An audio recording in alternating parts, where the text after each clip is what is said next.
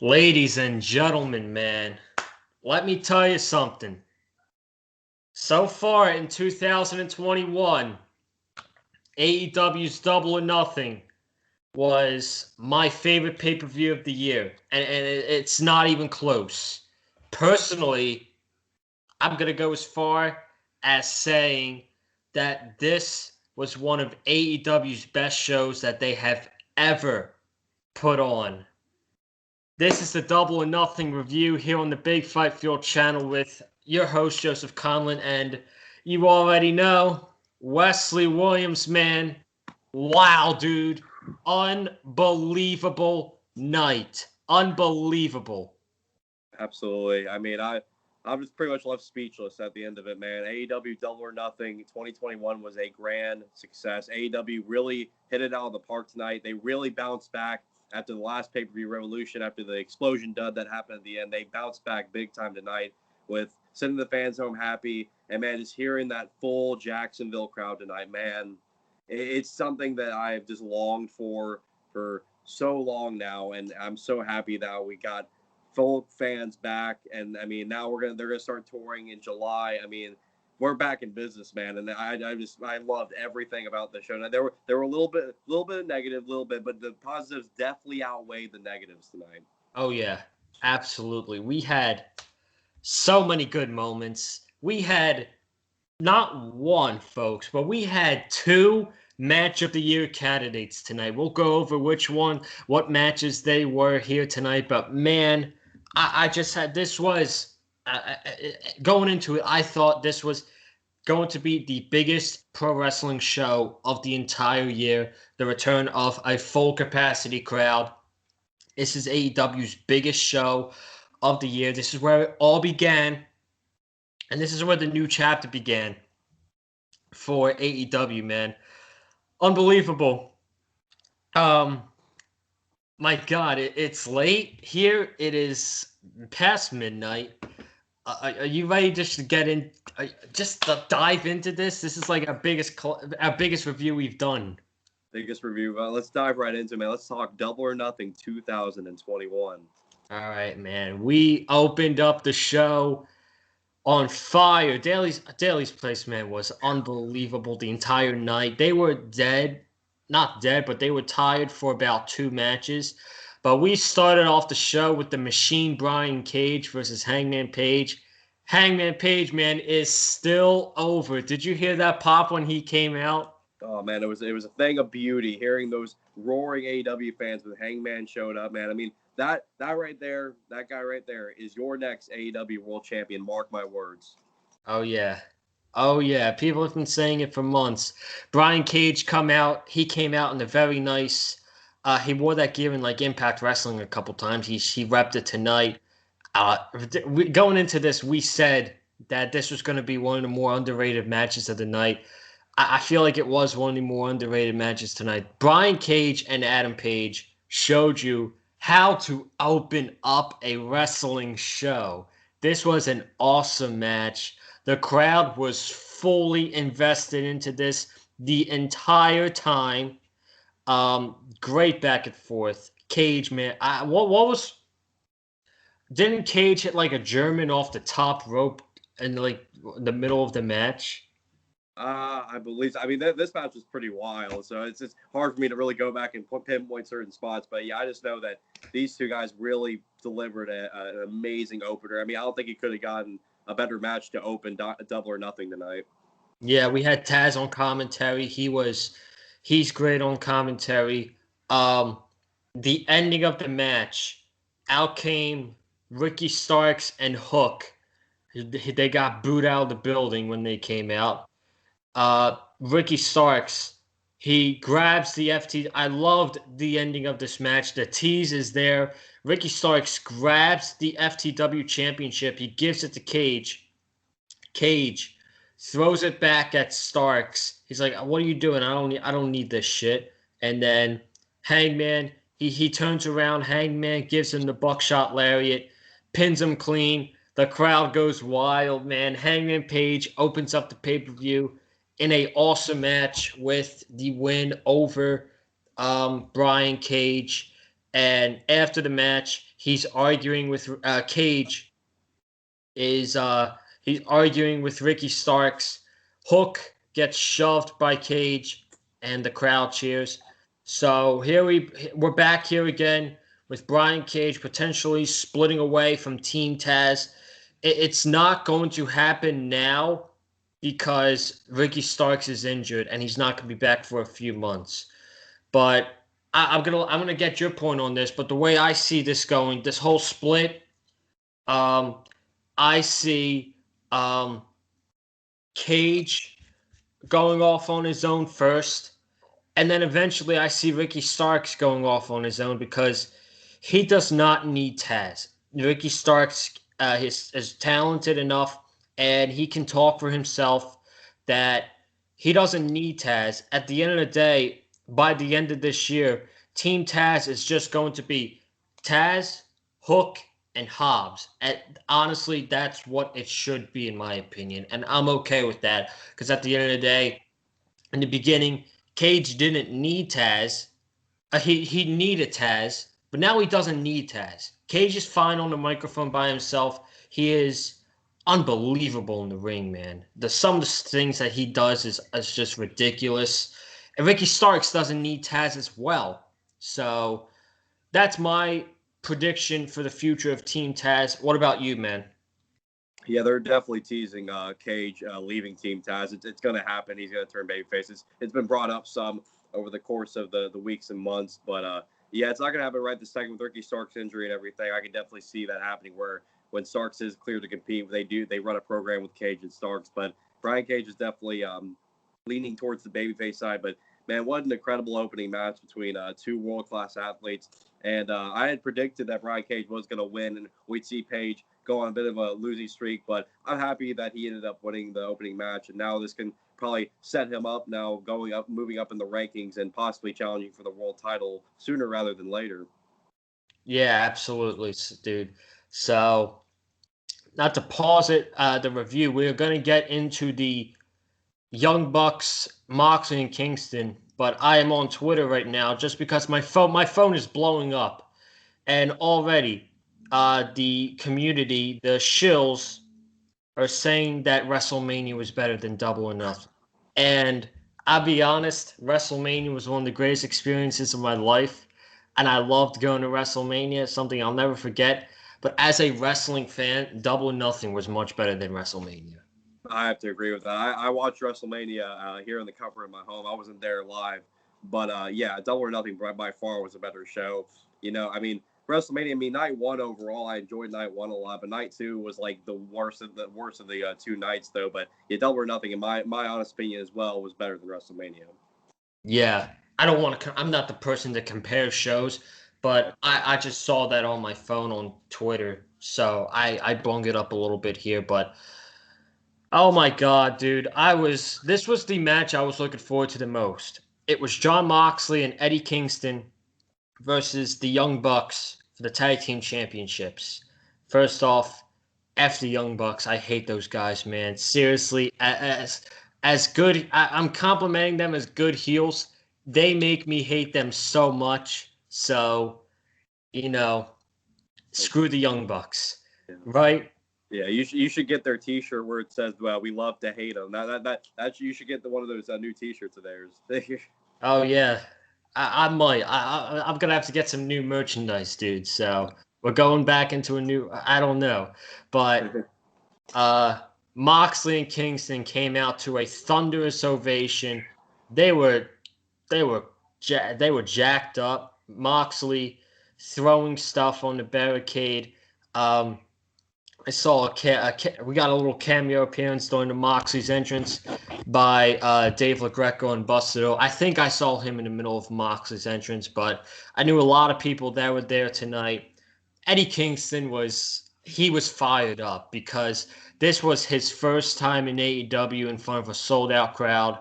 And I'll tell you what, man, out of all the ovations that we got tonight, and there was a lot of people over, man, Eddie Kingston was super. I could not be any happier that Eddie Kingston was one of the most over wrestlers on the entire show tonight, man. Unbelievable. Yeah, If there's anybody that I'm the happiest for at the end of this match, it was Eddie Kingston. I mean, hearing those Eddie chants throughout all Daly's place with those 5,000 strong was a sight to behold. And I know Eddie Kingston had to have been a very happy man by the end of the night. Mm-hmm. So this match was a roller.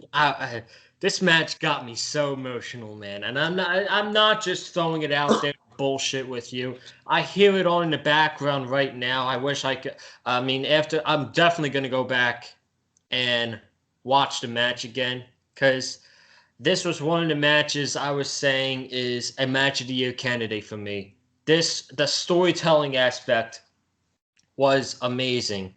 And I want to get your thoughts on the match first, man. The Young Bucks retained the tag team championships after, excuse me, 4 triggers, or 4 BTE triggers onto Moxley. And it looks like Moxley's going to be going away.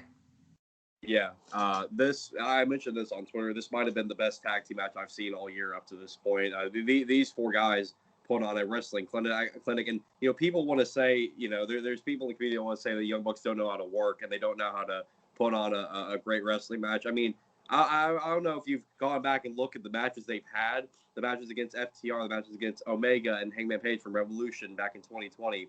And then tonight's match, like, you want to sit there and still tell me these guys don't know how to work a wrestling match? These 2 guys are great storytellers in tag team wrestling. I mean, there's a reason why they are called arguably the greatest tag team in the world today. It's because they will go out there and prove it every single week.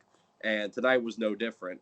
And Kingston and Moxley, man, I mean, the ovation these guys got was amazing. I mean, Moxley going in the crowd, drinking somebody's beer. I mean, it's like, dude, I mean, I don't see, like, how anybody cannot love John Moxley. I really just can't. The dude, like, he has like so much Stone Cold-esque vibes. I mean, hey, yep, there you go, unscripted. Got that same shirt. Wasn't repping tonight. I had to rep the new women's champ, but we're gonna get into that in a little bit. But yeah, tonight, absolutely incredible tag team title match. This might have been my favorite match of the entire night. But yeah, definitely by far match of the year contender. Oh my god, yeah. So I don't remember everything from the match. I just remember I was literally standing up the entire match on my living room.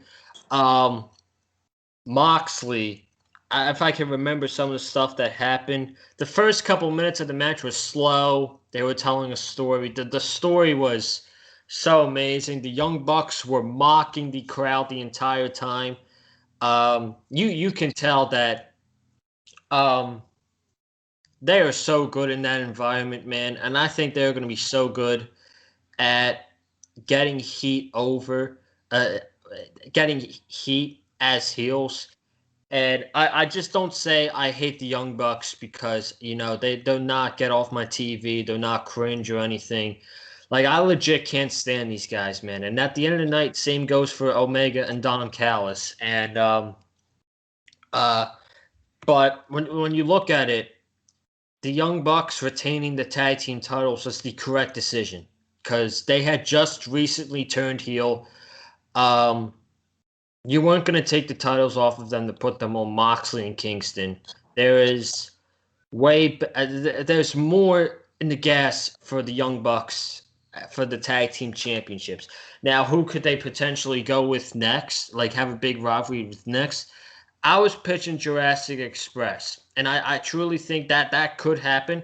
But I'd also like to see a Santana and Ortiz take the championships away from the Young Bucks. But from some of the videos that I saw on Twitter tonight, the crowd was the most loud for this match and the world title match. Obviously, you guys know why, but you're right. This is probably my favorite tag team match of the entire year. But where do you see the Young Bucks going from this?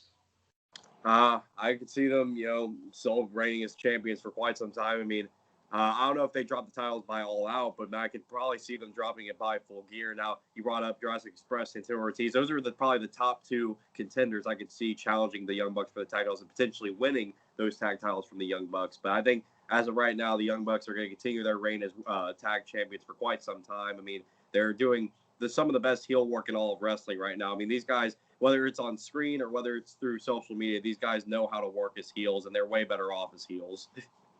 Absolutely. Even on BTE, that they're big heels, and people still cheer for them. But like, if I'm going to an arena and I see the Young Bucks, like, I'm giving them the finger and all that stuff. But man, just I was so keen at it because I knew this was the match I was looking forward to the most. I knew it was going to be good, and at the end of the day, they delivered big time, and it was one of my favorite probably my favorite tag team match of the entire year.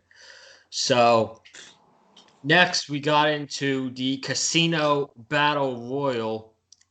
We opened up the Battle Royal. I'm gonna really, I'll talk about the Battle Royal in a little bit, but we opened up with Christian, Powerhouse Hobbs, Max Caster, Dustin Rhodes, and who else was in that first group? Christian, Hobbs, Rhodes, Caster. Oh, Seidel. Matt Seidel. Oh, yeah. He got eliminated very quickly by Caster, but Caster, man, he the Acclaimed. Hey, man, everybody loves the Acclaimed. No, I mean Max Caster is not missing with any of these raps, man. I'm telling you, like this is already a gimmick that's getting over heavily, and once Max Caster's in front of more live audiences around the country, it's gonna be just even better. I mean, these guys are definitely the future in wrestling in general. Oh yeah, they will absolutely be tag team champions. The Varsity Blondes are over. I'm happy for them. Pillman got a big pop. Dark Order, but for me, I like I said on the round table, I don't really get into battle royals towards the end, and for me, like I was not feeling this battle royal. I thought, this is rushed. I thought they rushed it for a little bit at points. I didn't know who was eliminated, who was not eliminated. Even the commentary was confused if Will Hobbs was eliminated or not. But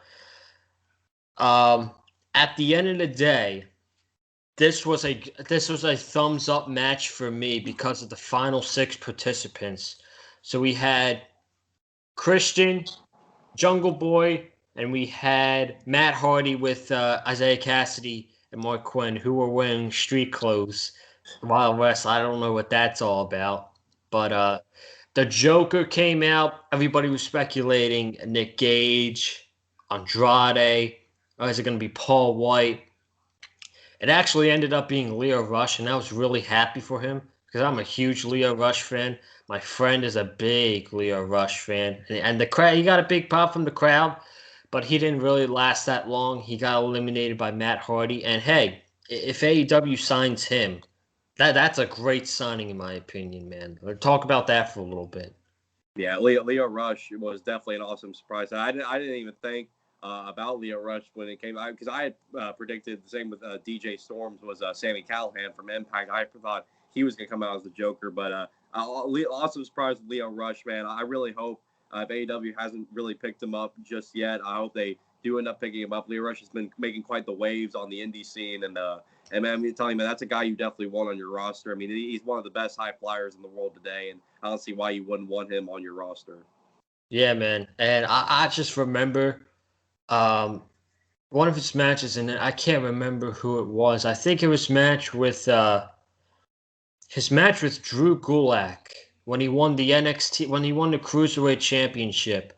That really put me over with him, man. And he should have had a longer reign as the Cruiserweight Champion, but the dude is talented as hell. He's great, and from what we've seen in WWE, he's great on the microphone. So I would actually lobby for AEW to go sign Leo Rush. So we then had Jungle Boy eliminate Jungle Boy and Christian both team up to eliminate Private Party.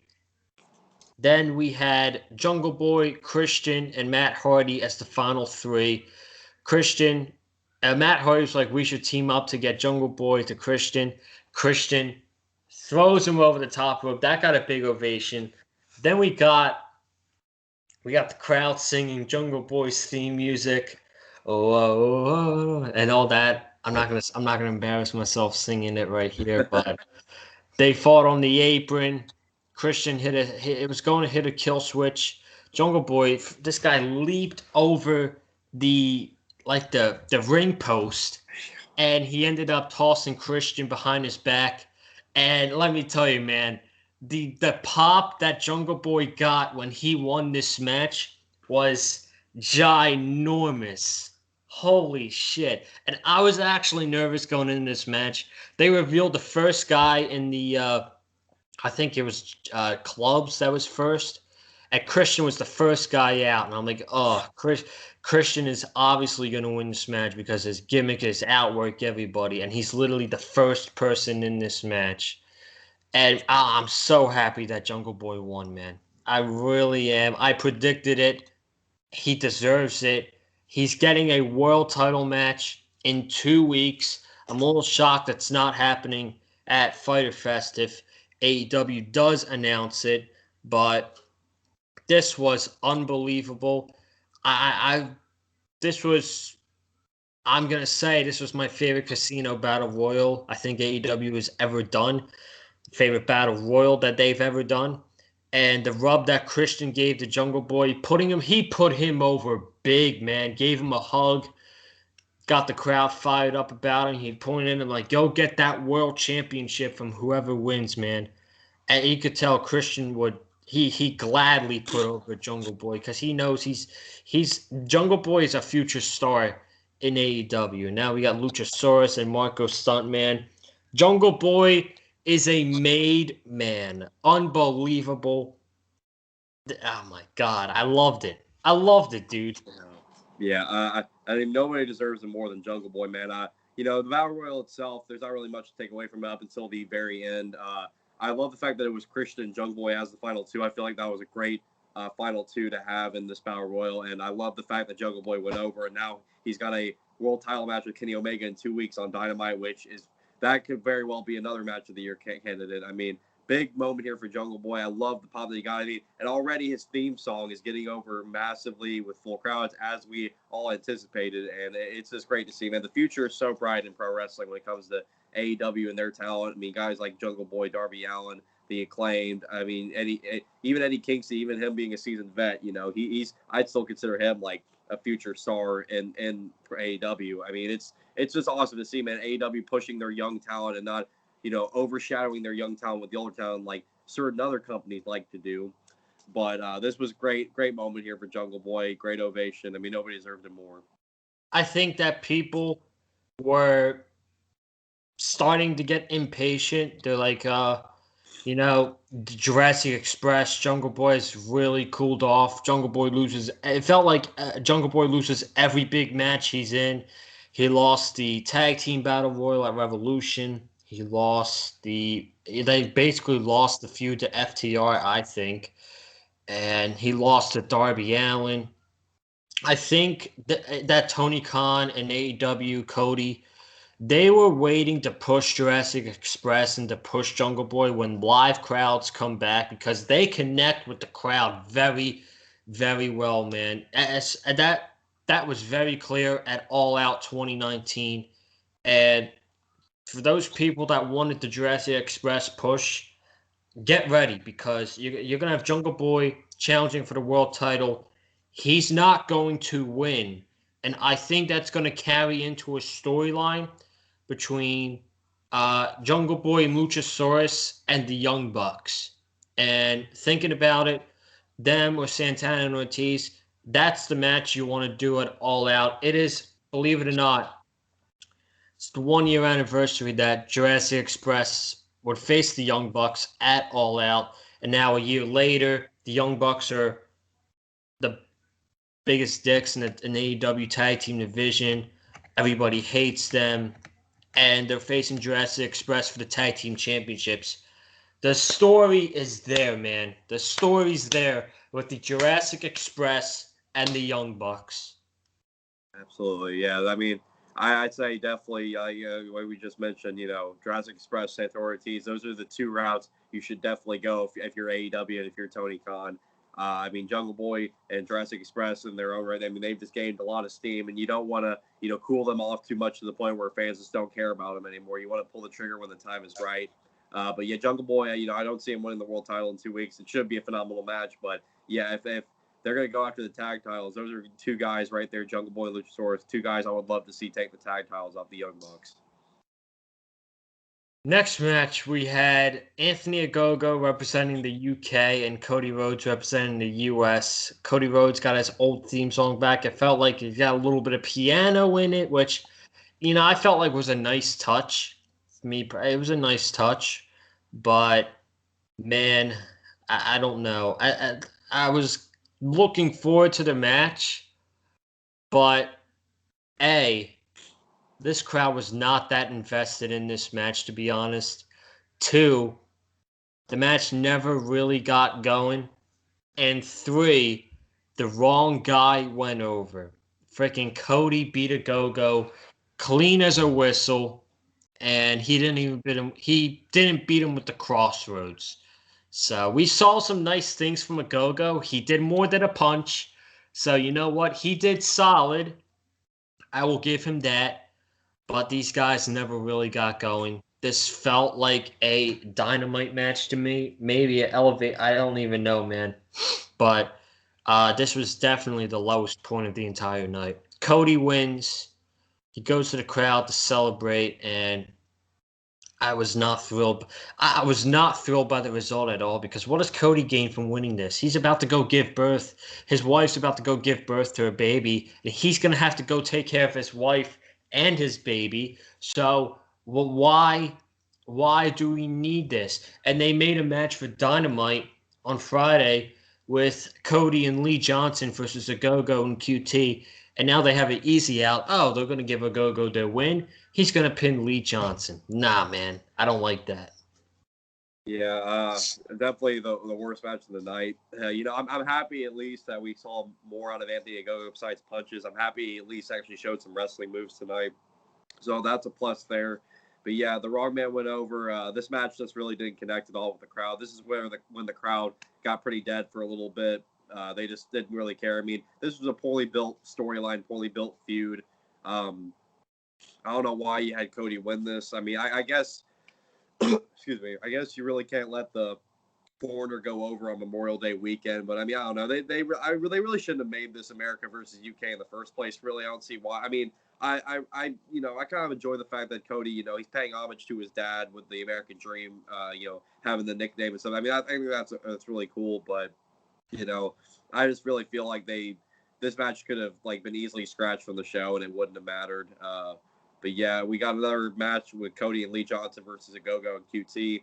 We'll see how that goes. But yeah, I feel like this really doesn't make anybody look good in the end. It doesn't make Ogogo look good. It doesn't really make Cody look good, even with him winning. It just kind of makes people look at Cody in more negative light.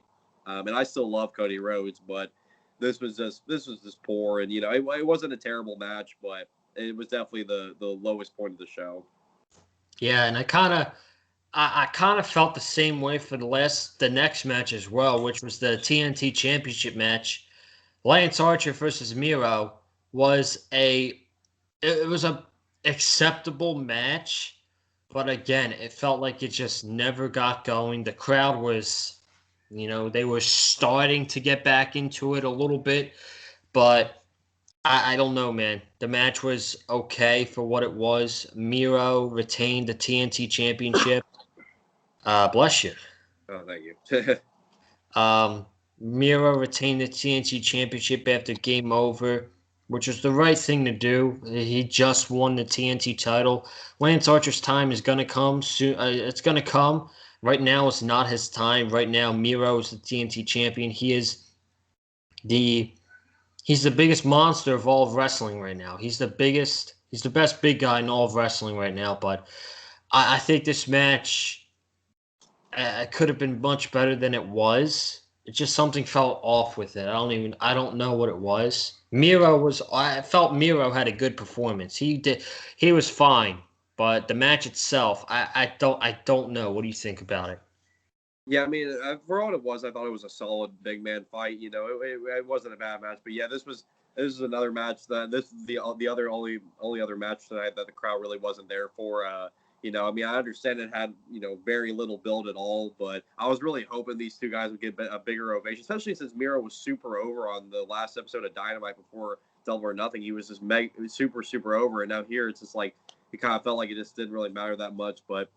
I like the fact that Archer passed out instead of tapped out to the game over. I'm happy that they at least helped him look strong in the end. But, I don't know. I'm hoping fans aren't really losing interest in Lance Archer because it seems like Archer just can't really win the big one when it really matters.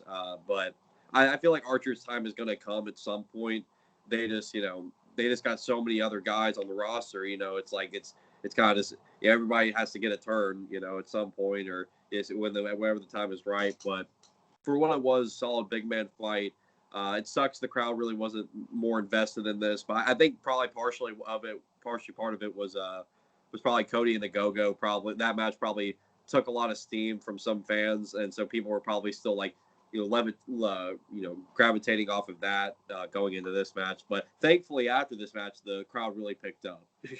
Yeah, I think that Cody and a Go-Go match really sucked the life out of the crowd, and it affected this match because at the end, like during this match, I was still thinking about that match with Cody. I'm like, dude, a Go-Go should have went over in that match, and it affected this match, but you know, it is what it is, I guess. These were probably the only two negatives of the entire show. The rest, the crowd got back into it. They were energetic. And the next match was the women's championship match. Hikaru Shida defending that women's championship against DMD, Dr. Britt Baker. And I'm going to let you talk about this one first since you're wearing the shirt, man. So Well, the I mean, floor is yours. it's only fair, it's only fair. Yeah, Exactly. man, the crowd really picked back up in this match. I mean, Britt Baker is massively over. She's gotten the three letters DMD so over in just a kind of a short period of time since we've got fans back. I mean, she's definitely the most over woman in AEW at this moment. It's just great to see the growth of Britt Baker from when she first started in AEW and how she was a baby face and wasn't really working, and when she turned heel and she was really just improving her heel gimmick, improving her in-ring work over time. I mean, it's just awesome to see, and I've become such a massive fan of Britt Baker, obviously, and it's just so cool to see her growth.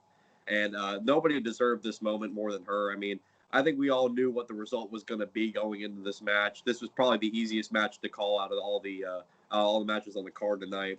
But Britt Baker is your new AEW Women's Champion. The match itself, it was kind of sloppy at points. It took a while for it to pick up, but I think the last half of that match really, really picked up, and Sheeta and Baker both really delivered on their spots. And the second Britt Baker locked in that lockjaw, and the crowd just went absolutely wild. It was just an awesome sight to behold. And I saw Tony Schiavone embrace Britt Baker at the ramp, and that was also an awesome visual.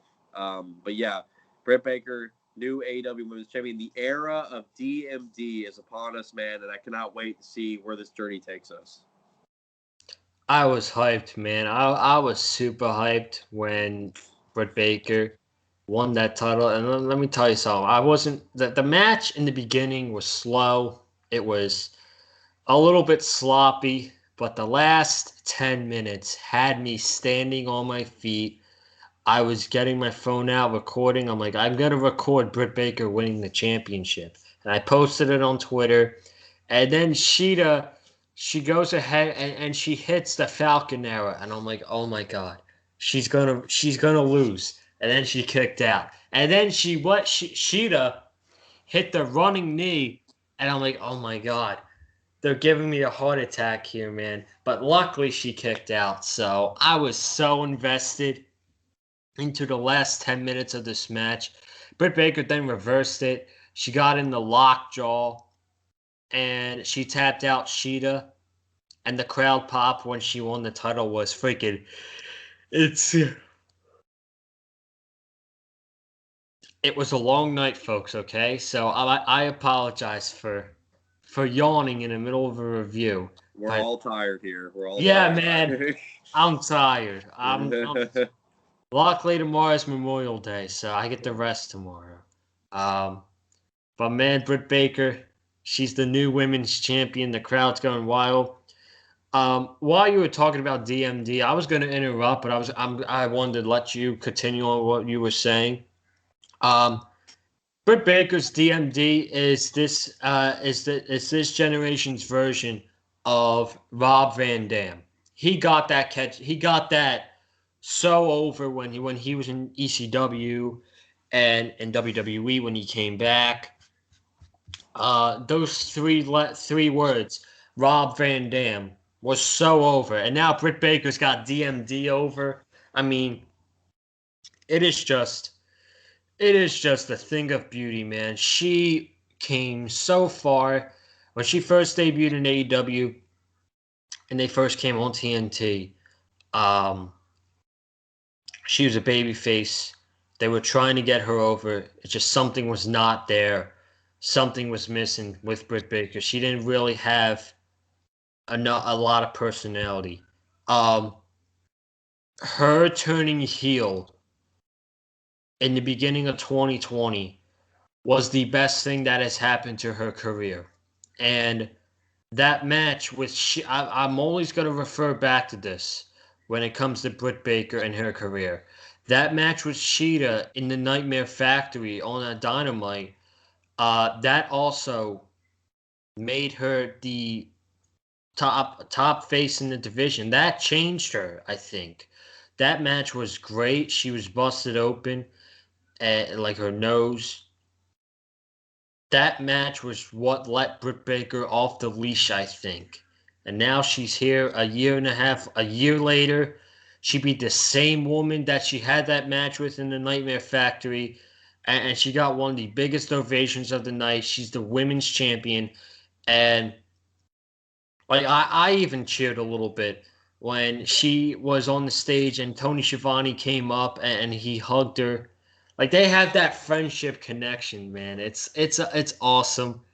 I'm pretty sure Adam Cole Bay was happy himself. So what a moment!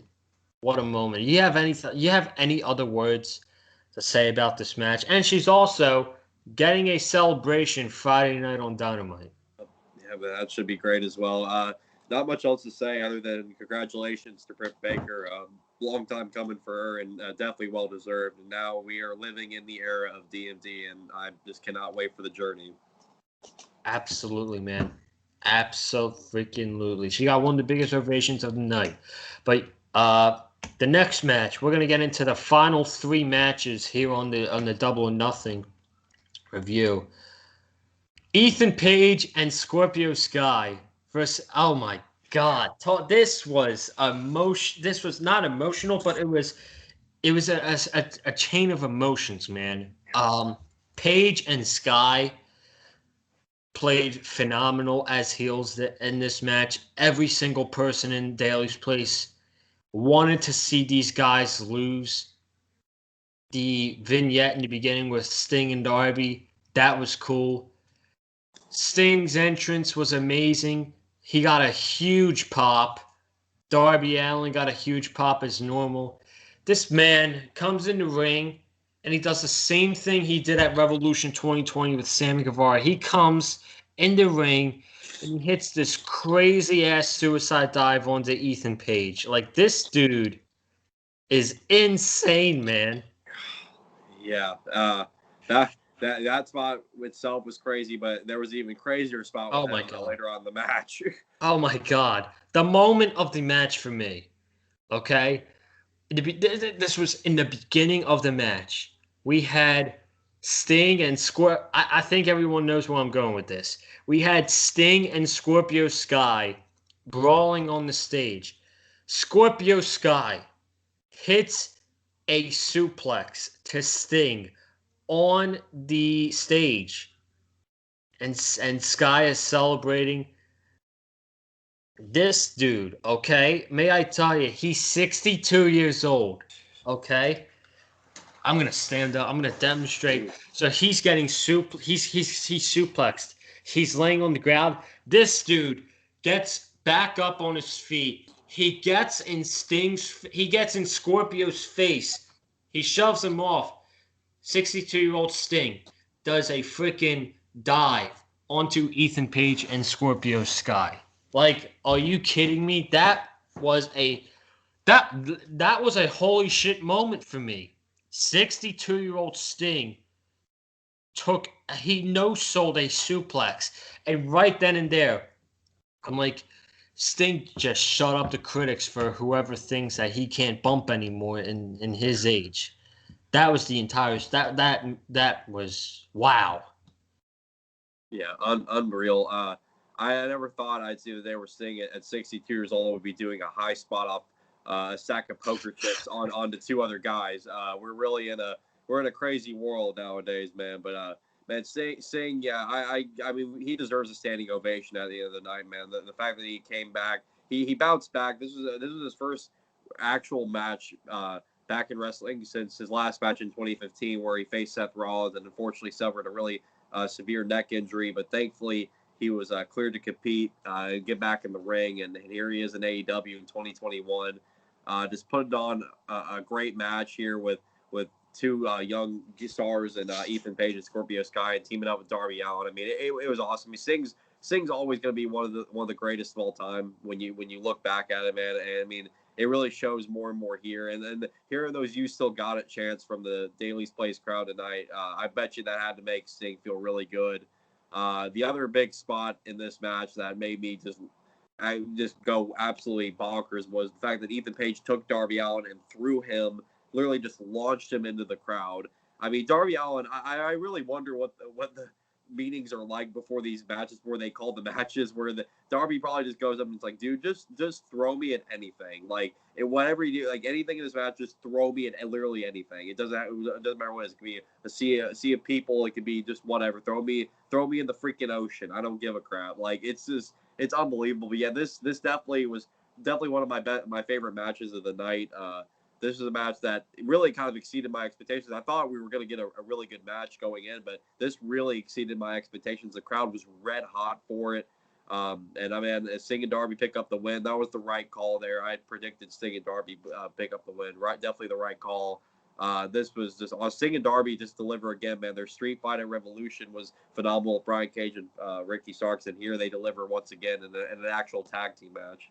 Yeah, that match was. That was an amazing tag team match, man. I was interested going into it, not excited, but man, that whole thing with Sting and the spot that you mentioned, I don't know if you caught on it, but I think it was Excalibur on commentary who said that the guy that Ethan Page threw Darby Allin onto was Darby Allin's brother. Yeah. I think he has two brothers. I think he had like a couple of brothers in the crowd, but I didn't even realize Darby had siblings. Yeah, me neither. Yeah. But Sting got at the end. Scorpio was going for a cutter. Sting caught him. Scorpion death drop. Got the win for himself. That was such a great moment. Amazing match. Like you said, we can't praise the match enough, man. I freaking loved it. I loved it. Is it a match that you're gonna go back and watch? I'd say this definitely is a match that has the right to go back and watch whenever you have the time. I mean, it just seeing Sting like in a wrestling capacity in 2021 doing what he was doing. I mean, I think that's worth the watch. Yeah, absolutely, man. So we're gonna get into the final two matches, but first, Tony Schiavone's in the ring, and he says we're coming up with a new Rampage. We'll do this quickly, then we'll get into the two matches. He says we're coming up with a new Rampage show on Friday, August 13th, and we have a new analyst for AEW on the Rampage. And I'm like, oh my god, it's Marvinolo is coming out. We did not get Marvinolo, but we got Mark Henry instead, and Mark Henry is all elite. I don't mind it. It's a good signing. I like Mark Henry. We now have Mark Henry and the Big Show in the same company now. Freaking crazy year, man. Mark Henry and Big Show. I thought they were two WWE lifers, and they're both in AEW. Crazy.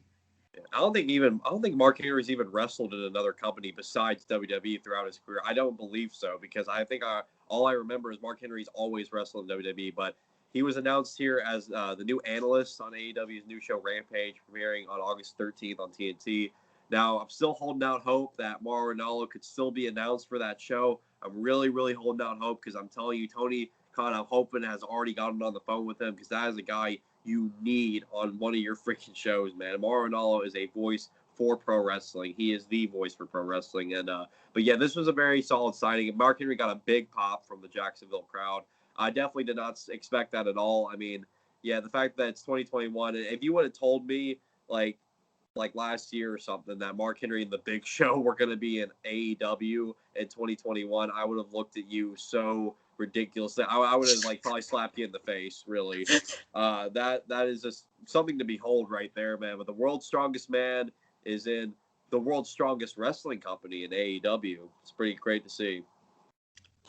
Oh man, we're gonna get into this triple threat match.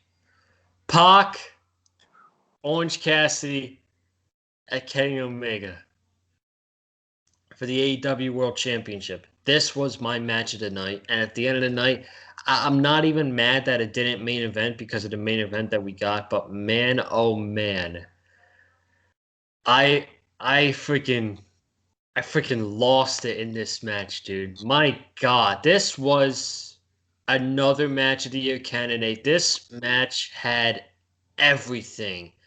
The three guys worked so well together. Omega, Pac, and Cassidy. And thinking about it, that was a great combination for a triple threat match, man. Great combination. Pac hits the Black Arrow onto Cassidy, which Omega broke up. There was one spot where I just jumped off my couch. Pac hits I'm not gonna say everything in the match because it will just take too long. I'm telling you guys, if you did not order the Double or Nothing pay-per-view, I'm sure there's gonna be highlights on YouTube. You better go find this match on YouTube and watch this match. This match was I held my breath the entire match basically. So what I'm getting at is Pac hit a Falcon Arrow onto Kenny Omega. Freshly, this was so clean as well. He picks up Pac, he throws him outside the ring. He is sprinting to Kenny Omega, and Bryce Remsburg almost hits a 3-mat, and Kenny Omega kicks out at 2.95. Like, oh my God, that was the closest near fall of the entire match. And then he hits Beach Break on Omega. Omega kicked out. Pac gets Cassidy in the Brutalizer, and Omega can't get out. He can't get Pac out of it. So what does he do? He attacks Bryce Remsburg. How genius is Kenny Omega, man? Oh my God! And then Don Callis gets off the microphone set. He goes down the ringside. Omega gets hit with a orange punch by Cassidy. Cassidy hits an orange punch to Pac. That was it. He hit the orange punch onto Pac, and my guy Cassidy was going to win the world title. But no. Big nose, bald head, Callis had to get his dirty ass involved in the match. He pulled out the referee, and I got up close to the television, and screw it, I'm gonna do it here. I gave Callis the freaking middle finger, man. I'm like, you dirty. Oh my God. I was so pissed. I'm telling you, man. I was so pissed in that. And then Cassidy gets all riled up. He kicks he's running around the ring. He gets the crowd so excited. He's kicking the ropes. He hits another orange punch on Omega. Omega rolls him up and he pins him. That's the way the match ends. This match, like I said, I was holding my breath the entire match, man. This match was something else. It was a match of the year candidate. I wish I saw this match live in person, but this was easily a top 3 match of the year for me, man. I am definitely going to go back and watch this match in the near future. Unbelievable. What do you have to say? Because I've said a lot about this match. Oh yeah, this was a phenomenal triple threat. I think we all knew going into this that these 3 guys weren't going to disappoint. I mean, you look at the caliber of talent that you have here with these 3 men in Omega, Pac, and Cassidy. I mean, we're bound to get an amazing triple threat. That's what we got tonight. Definitely one of the other great matches of the night. Definitely a match of the year candidate for sure. But man, great heel tactics by both Don Callis and Kenny Omega. Yeah, Joseph, you weren't the only one pissed off tonight that Orange Cassidy did win. My father, who is the biggest Orange Cassidy mark, that is his favorite wrestler. He was also a very unhappy man by the end of the night. But Kenny Omega retaining was the right call when you look at it. Eventually, I still see Hangman Page being the one to eventually dethrone Omega as AEW World Champion. But and I love the spot too where Omega took all of his titles and just hit Pac over the head with every single one of the titles that he currently collects. That was quite an amazing spot there. The crowd was so into Orange Cassidy. I mean, Orange Cassidy is another made man in AEW, another future star right here, man. AEW, I mean, it's amazing looking at all the future stars that you could tell are just already super over already. I mean, you got a pretty long list there of new talent that's already really over with the wrestling crowd. It's awesome to see. This was a phenomenal triple threat. Hopefully, I want them to overdo the triple threat stipulation, but it'd be cool for them to maybe do the 3-way a little bit more, but nothing too much, though. We don't want to see too many of those. Probably keep it special when it's absolutely necessary. But Omega retains, right call at the end of the day, and Kenny Omega continues to be the belt collector and continues as AEW World Champion. There's no doubt in my mind one day that Orange Cassidy is going to be the world champion. I knew he wasn't going to win tonight, but he was super close, man. And Pac, Pac had a bunch. He was so close as well. You just got to give it to those 3 guys, man. They put on a super hell of a match. Those were that was probably my match of the night. What about you? I don't know. Yeah, I'd say it's between that and the tag title match. Both those matches really, really stood out to me tonight. Yeah, man. We're going to get into the main event right now. Stadium Stampede closed the show. Inner Circle versus the Pinnacle. At the end of the night, I was not upset that this was the main event. It doesn't bother me this much because, quite frankly, the show we got tonight was fantastic. So MJF gets out of the limousine. The Inner Circle, all 5 of them are hanging up on a zip line. That's how to make an entrance, man. That's how to make an entrance. You got the pyro fire going up. You got the crowd singing Judas. This was a live match. Now, do you think some part of the matches were taped? Could have been. I'm sure we might find that out as the week progresses. Maybe Dave Meltzer or Alvarez somebody will come out and reveal if it was some aspects were live or some aspects were taped. But it looked to me like at least most of this was live. Yeah. So the rest of the Pinnacle come out in FTR's truck. We got Hager going off the broad with Wardlow, Jericho and MJF, Proud and Powerful and FTR. Sammy and Shawn Spears. Really quickly, we had Jericho and MJF brawling in the Jacksonville Jaguars facility. They brawl in Urban Meyer's office. So we got a cameo from Jacksonville. You're laughing. I can tell you. This is Urban. Well, yeah, I popped for that, man. Urban Meyer making a cameo on AEW Double or Nothing. I don't think anybody could have seen that coming. I was actually kind of holding out hope we'd see Tim Tebow tonight. Not gonna lie, so I'm kind of hoping we'd see Tebow, but we got Urban Meyer, and that was pretty awesome within itself. I was waiting for Trevor. I'm like, oh, Trevor Lawrence is next. So, but we got them brawling. We got Jericho slamming MJF through a table. You got Hager and Wardlow brawling in some sort of garage. So they had their big man brawl. Wardlow spearing Hager through a wall. This I really like this exchange a lot. We had Sammy Guevara and Shawn Spears.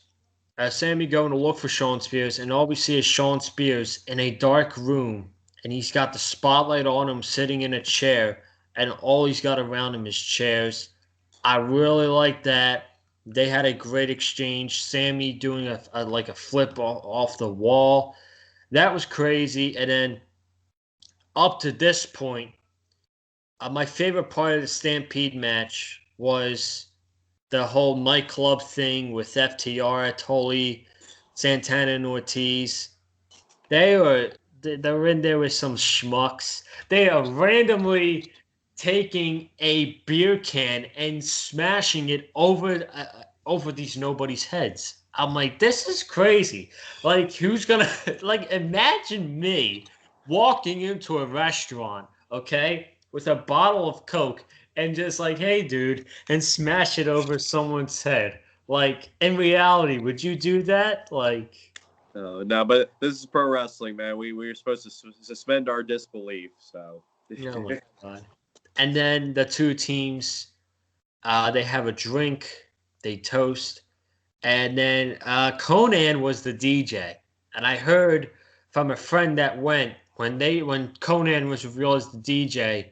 That got a huge pop at Daly's Place when the crowd was watching the match. So I enjoyed that. Was my favorite part of the brawl so far at the Stampede. So up to this point, great match. It got even better. Hager slams Wardlow through a bunch of wood.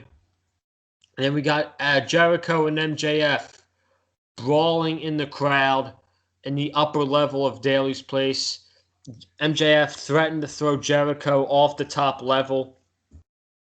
And then Jericho powerbombing MJF through a table. Daly's Place chanting Inner Circle. Then, to close it off, we got Sammy Guevara chasing down Shawn Spears in a golf cart.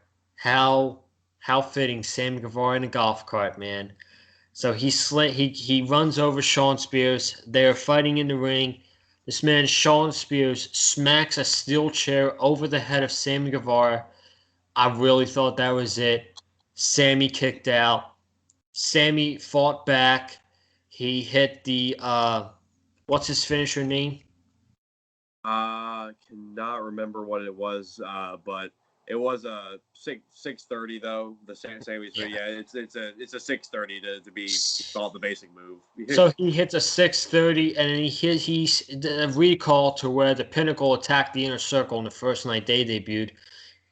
Sammy sees the steel chair on the bottom turnbuckle. He's like, "You did this to me, and now I'm gonna do this to you." And he hits Spears. He kicks Spears into the chair, hits a beautiful 450 splash, and the Inner Circle is still a faction thanks to Sammy Guevara. All four guys come in the ring and they hug Sammy Guevara. They raise each other's hands. There's fire and pyro that go off the show. The crowd goes home happy, and it ends a fantastic pay-per-view. Now, I'm shocked. I'm a little bit shocked that the Inner Circle won this match.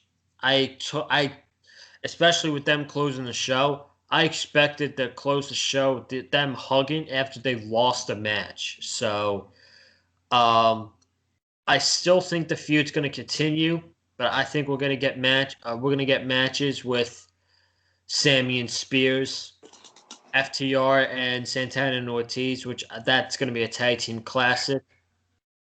And I really think, I don't know if you can drag this out as far as All Out, but I definitely see MJF and Jericho going at it at least one more time. So what do you think about all of this? What do you think about the Inner Circle going over? And I thought the Stampede match was awesome. What about you? Oh, absolutely. Same Stampede is such a great stipulation. I love the fact that they've introduced this to AEW. I mean, last year's was phenomenal, and this year's was just the same. I mean, Same Stampede is a great stipulation. I would not mind this honestly being a yearly thing for Double or Nothing. Like if they want to do this between two factions who are heavily feuding, I wouldn't mind it. Something I really hope they do when it comes to the new AEW video game coming out in the future is they definitely better make this a game mode. Because man, you talk about something that belongs in a video game, a pro wrestling video game. It's this freaking match here. The amount of creativity you can do with this match is unbelievable. But yeah, this was a great way to send the fans home happy. I'm not really too surprised the Inner Circle won here. They've been, the Pinnacle's been getting the advantage over and over and over again, and the Inner Circle was, I think, bound to get the upper hand once again at some point, and here they got it here, and I think it was the right decision to go ahead and let them win and send the fans home happy. And the fact that the show ended with all the fans in Daly Space singing Judas loud as they could. I mean, that was just an amazing visual within itself. But and I love the fact that Sammy got the win for the Inner Circle. That really shows that AEW truly just invests in the future. Sammy Guevara is going to be a big mega baby face when it comes down to it, when it comes to AEW and his run as a baby face. Sammy Guevara is super over, and it's just awesome to see the future getting pushed right in front of our very eyes throughout this entire show and throughout our watches of AEW every single week. But that Double or Nothing 2021, it absolutely delivered tonight in all aspects. I'd say kind of minor negatives tonight, but positives definitely outweigh the negatives. Though I mean, overall, this was a very satisfying, very awesome show. I had a lot of fun, and man, I cannot wait for All Out in September. Well, we got a lot more before All Out, my guy. We had the finale at Daly's Place, and then now we are building up to that big July 7th when they're back to touring, man. They're going to be back to touring, and it's going to be a big summer for AEW. And man, we both hope you guys enjoyed the review tonight. We went over an hour. In New Jersey, it is 1:12 a.m. So I stayed up until, and I still got to upload this. And I'm probably going to be up very late, but that's okay. What a night. Unbelievable, man. Wesley, I thank you for being a part of my night, coming on and reviewing the Double or Nothing pay-per-view, man. Pay-per-view of the year so far, man. One of my favorite shows that AEW has ever done. It's probably going to be the thumbnail of this video. And thank you guys for watching the review. If you have not already, be sure to subscribe to the Big Fight Fuel channel. Hit that subscribe button. Comment down below your thoughts about the Double or Nothing pay-per-view. Hit that like button if you like what myself and Wesley had to say in the review tonight. Follow me on Twitter at Colin_Joseph and Instagram as well. Where can they follow you on Twitter, my friend? Oh, you already know. You can follow me right on Twitterland at big_Wes18. That is BIG_WES18. Folks, thank you so much for the continued support right here on Big Fight Field, right here on the AEW Dynamite reviews. And when it comes to and the pay-per-view reviews, and with all of it, I mean, I was on 3 times this past week. 3 times. That's just an honor within itself, man. Joseph, thank you so much for just having me, man. I'm really happy. Even during my Florida vacation, I was able to take time out of it to be a part of your channel and be a part of the videos. I mean, when it came to the roundtable discussion, the Friday Night Dynamite review, and then tonight's Double or Nothing review. I mean, we're just hitting so many home runs out of the park, man, and we're just going to continue to do it. Coming up with the next one with this Friday night's episode of Dynamite. Late Night Dynamite once again. Cannot wait for it. But Joseph, thank you so much. Thank you to all of those watching. Thank you for your continued support. Make sure to subscribe to Big Fight Field. Support me and Joseph. Support us as we give you the best AEW reviews in the entire IWC. Thank you guys so much. Listen, man, I look forward to AEW every week. And now that I have you, like ever since March, like this and NXT with Cameron Johnson is by far the videos I'm looking forward to the most every single week, man. And you have been unbelievable. You were unbelievable this week on the round table, the Friday Night Dynamite review, and tonight's, man. Thank you so much. I couldn't do it without you, man. I truly mean that. Thank you so much. It means a lot, man. Thank you so much for having me. Thank you, folks, for supporting us. And, man, let's continue to bring the hits each and every single week. We will see you next Friday for the Late Night Dynamite review, and I will see you tomorrow night for the Monday Night Raw review. So have a good night, stay safe, and as always, stay classy. And I hope you guys enjoy Double or Nothing tonight as well.